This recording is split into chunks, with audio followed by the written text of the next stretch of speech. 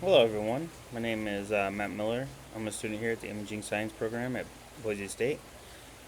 Thank you for joining me while I take you through an incident involving a medical facility and a ransomware attack that affected their patients by exposing their personal information to the criminals responsible. I think this case is especially important to discuss because it's just one incident out of thousands that happen every day. Ransomware attacks on healthcare institutions are becoming an increasing problem that jeopardize not only the trust of our patients but the integrity of our healthcare system in general.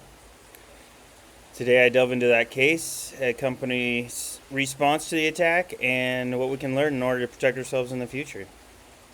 Before I get into the specifics of the case, one important detail to go over is HIPAA. What is HIPAA and what does it do? HIPAA, or the Health Insurance Portability and Accountability Act, was established on August 21st, 1996. The Healthcare Act required the Health and Human Services Agency to create national standards in healthcare practices, including unique health identifiers and security measures. HIPAA protects patients' right to medical privacy by ensuring all medical records and health data are kept secure. HIPAA protects any information that could be used to identify the patient. Some of these things include information like your name, your address, your date of birth, medical records, including billing, payment information, anything that has to do with conversation with your doctor, and imaging. Basically, it's anything health related that's connected to you. HIPAA tries to protect it and keep it safe.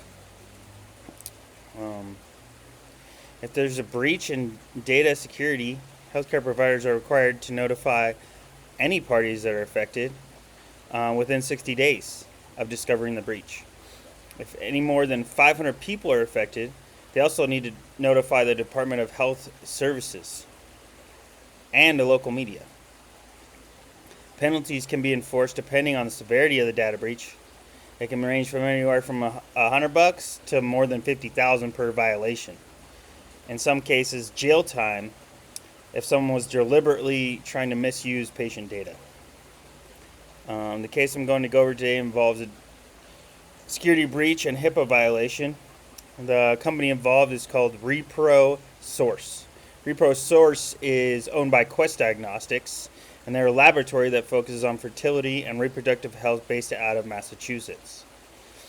The attack happened on August 8, 2021. An unauthorized party assessed ReproSource's network, exposing patient data and major ransomware incident that involved up to 350,000 individuals.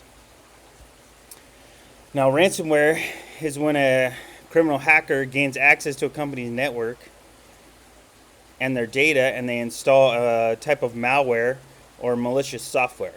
The software locks the company's data up so that they no longer have access to it. The hackers then demand payment, usually in cryptocurrency, in exchange for regaining access to their data. However, even if the company were to pay the ransom, there's no guarantee the hacker would unlock the files and they would regain their access to their data. Healthcare is a huge target for ransomware.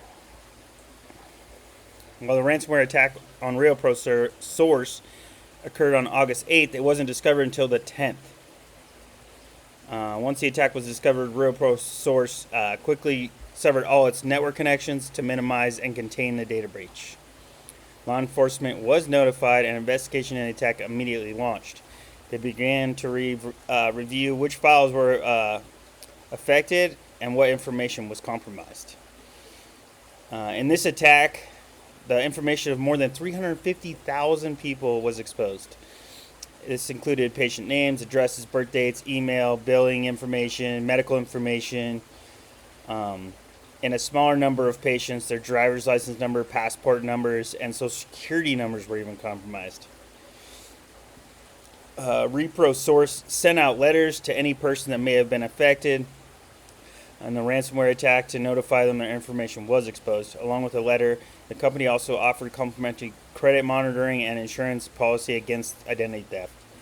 After the attack, ReproSource implemented additional security measures to ensure this type of attack would never happen again.